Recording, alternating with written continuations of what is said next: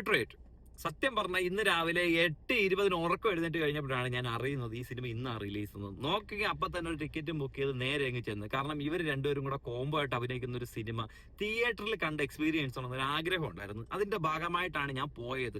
ഇത് ആദ്യം കണ്ടില്ല എന്നുണ്ടെങ്കിൽ എന്റെ സസ്പെൻസ് പുറത്ത് വരുമെന്ന് എനിക്കറിയാം. എന്തായാലും അതിനകത്തുള്ള അങ്ങനെ കുറച്ച് മസാല സാധനങ്ങളുണ്ട്, അതൊന്നും ഞാൻ ഇന്നത്തെ എന്റെ വീഡിയോക്കകത്ത് ഉൾപ്പെടുത്തുന്നില്ല. കംപ്ലീറ്റ്ലി ഒരു സിനിമയെ കുറിച്ച് മാത്രമേ ഞാൻ അവതരിപ്പിക്കുന്നുള്ളൂ.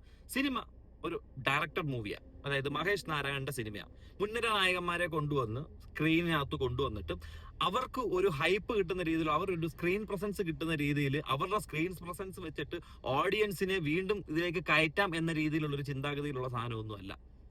മമ്മൂട്ടിയൊക്കെ ഫസ്റ്റ് കണ്ടിട്ട് ഇങ്ങനെ പോവുക, ഏതോ ഒരു സ്ട്രേഞ്ചർ സ്ക്രീനിനകത്തോട് ഇങ്ങനെ ഓടിപ്പോകുന്ന പോലെ.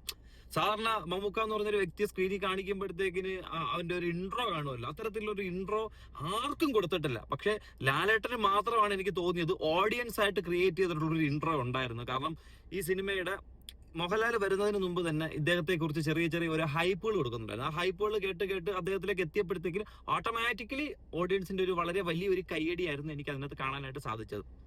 സിനിമ കംപ്ലീറ്റ്ലി ക്ലാസിക് സാരം, നമ്മൾ ഇതുവരെ കാണാത്തതാണെങ്കിലും ഗ്രാഫിക്സ് ഒക്കെ ആണെങ്കിലും ശരി, നല്ല ഒറിജിനാലിറ്റി ആയിട്ട് ചെയ്തു വെച്ചിട്ടുണ്ട് കേട്ടോ. ഇല്ലാന്ന് നമുക്ക് പറയാനായിട്ട് കഴിയത്തില്ല. നല്ലോണം പണിയെടുത്തിട്ടുണ്ട് ഇവര്, നല്ല നല്ല അടിപൊളിയായിട്ട് വർക്ക് ചെയ്തിട്ടുണ്ട്. കാരണം ഇതുപോലൊരു സിനിമ മമ്മൂക്ക, മോഹൻലാല്, കുഞ്ചാക്കോ ബോബൻ, ഫാഫയെ കുറിച്ച് പറയുമ്പോഴത്തേക്കും എനിക്ക് എവിടെയോ ട്രാൻസ് ഒക്കെ ആയിട്ട് ഫീൽ ചെയ്തിട്ടുണ്ട്. പക്ഷെ കൊള്ളാം, ഒരു പുതുമ ഫീൽ ചെയ്തില്ല. ഫാഫയ ഒരു സ്ക്രീനിൽ കാണുമ്പോൾ ഇതുപോലൊരു ക്യാരക്ടർ ആണെങ്കിൽ ഏതൊക്കെ ബിഹേവിയറായിരിക്കും അഭിനയിക്കാം എന്നുള്ളത് ഫഹദ് ഫാസിലിന്റെ സിനിമ കാണുന്നവർക്കെല്ലാം അറിയാമല്ലോ. അപ്പൊ ആ രീതിയിൽ തന്നെ ഉണ്ട്. അപ്പൊ ഇതുപോലുള്ള മുൻനിര നായകന്മാരെ എല്ലാം കൂടെ മുന്നിലേക്ക് കൊണ്ടുവന്ന് നിർത്തുമ്പോഴത്തേക്കിന് അത് ഒരു കാരണം വെച്ചാലും പാളരുത്.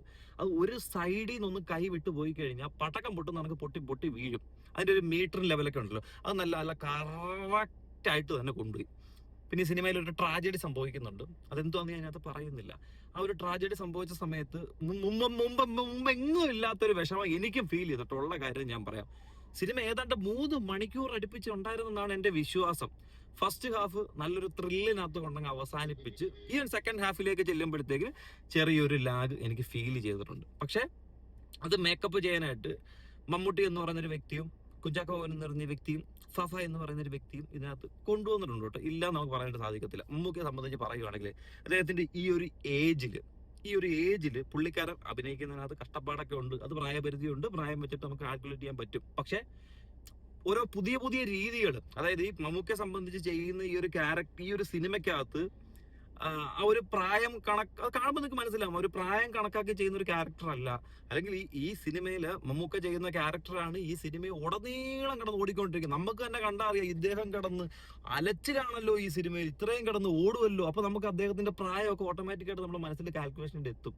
പിന്നെ ആ ഒരു ഔട്ട്ഫിറ്റ്, ആ ഒരു ലുക്കൊക്കെ കാണുമ്പോഴത്തേക്കിനെ ഈ പ്രായത്തിലും പോരാടുന്നുണ്ട്, ഇതേ വീര്യത്തോട് കൂടി തന്നെ പോരാടുന്നുണ്ട്. അത് ഇല്ലാന്നൊന്നും നമുക്ക് പറയാനായിട്ട് സാധിക്കത്തില്ല. അങ്ങനെ സ്ക്രീൻ പ്രസൻസ് പക്ക രീതിയുണ്ട് പുള്ളിക്ക്. ലാലേട്ടൻ, ഫാഫ, കുഞ്ചാക്കോവൻ എല്ലാവർക്കും വ്യക്തമായിട്ട് അവരുടെ റോൾ ഇതിനകത്തുണ്ട്. മുൻനിര നായകന്മാരെ എടുത്തു പറയുന്നെങ്കിലും പിന്നെ നയൻതാരയുണ്ട് ഇതിനകത്ത്. ഓൾറെഡി നമ്മൾ ഈ പറയുന്ന ട്രെയിലറിനകത്ത് കണ്ടിട്ടുള്ള കാര്യം. അങ്ങനെ വലിയൊരു വേഷമൊന്നും പ്രതീക്ഷ ആരും ചെല്ലണ്ട, ചെറിയ ഒരു വേഷം നയൻതാരയ്ക്ക് ഇതിനകത്ത് വ്യക്തമായിട്ട് തന്നെ ഉണ്ട്.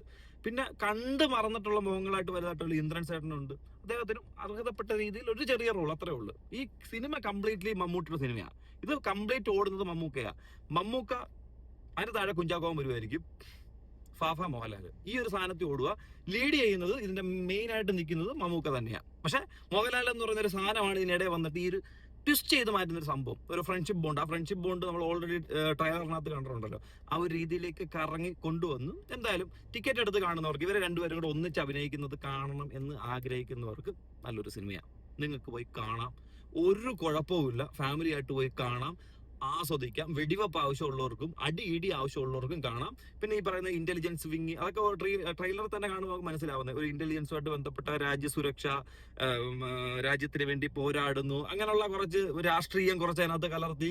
അതായത് ഒരു ചെറിയ സെറ്റപ്പിൽ അല്ലെങ്കിൽ ഏതെങ്കിലും ഒരു ലോക്കൽ സ്ഥലത്ത് മാത്രം ഒതുക്കി കൂടി അഭിനയിപ്പിക്കാൻ പറ്റിയ ഒരു ക്യാരക്ടറുകളല്ലല്ലോ ഇവരെല്ലാവരും ഒന്നിക്കുമ്പോഴത്തേന്. അപ്പൊ അതിൻ്റെതായ നിലവാരം ആ സിനിമയ്ക്കുണ്ട്. അതിൻ്റെതായ നിലവാരം കൊടുക്കുമ്പോഴത്തേന് അതുപോലുള്ള സ്ഥലങ്ങളായിരിക്കും കാണിക്കുന്നത്. അപ്പൊ അതുപോലുള്ള ഒരു അറ്റ്മോസ്ഫിയർ ക്രിയേറ്റ് ചെയ്യാനും പല രാജ്യങ്ങളിൽ പോകുന്നത്, അതെല്ലാം നല്ല നല്ല കറക്റ്റായിട്ട് പറയുന്നത്, കറക്റ്റ് മീറ്ററിൽ ഈക്വൽ ആയിട്ട്, ഒരു കുഴപ്പവും ഇല്ലാതെ ഈക്വൽ ആയിട്ട് ആ സാധനം കൊണ്ടങ്ങ് അവസാനിപ്പിച്ച് അത് തന്നെയാണ് ഈ സിനിമ കണ്ടു തീർത്തപ്പം എനിക്ക് മനസ്സിലായ കാര്യം. എന്തായാലും എനിവേ ഈ ചെയ്തിരിക്കുന്ന ഒരു അറ്റംപ്റ്റ് ഒന്നെങ്കിൽ കയറാം ഇല്ലെങ്കിൽ താഴെ പോവാം. ഈ ഒരു 2 കാര്യം മാത്രമേ ഇതിനകത്തുള്ളൂ. അല്ല ഇതിന്റെ നടുക്ക് നിൽക്കുന്ന പരിപാടിയൊന്നും ഈ സാധനത്തിനില്ല. ഒന്നാമത്തെ കാര്യം കയറാനുള്ള കാരണം Mohanlal fans, Mammootty fans, FaFa fans, Kunchacko fans, ഇവരുടെ 4 പേരുടെ ഫാൻസ് ഒന്ന് ആഞ്ഞു പിടിച്ചു കഴിഞ്ഞാൽ ഈ സാമാനം കയറി മേലോട്ട് അങ്ങ് പോകും.